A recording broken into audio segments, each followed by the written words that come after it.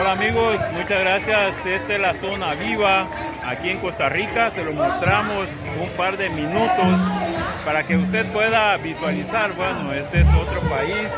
Para quienes les gusta nuestro programa, les gusta estas buenas nuevas. Bueno, este es un lugar turístico, se los decía por la tarde. Por la tarde se estaba preparando para esta caminata.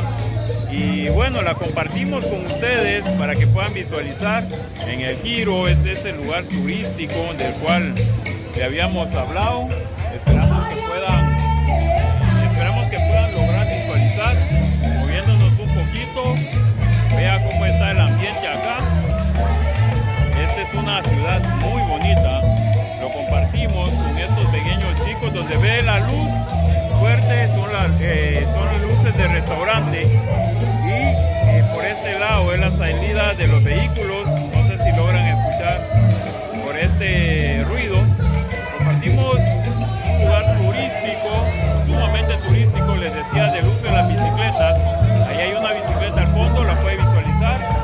Y bueno, el ambiente de hoy, acá resguardado por la seguridad, la policía.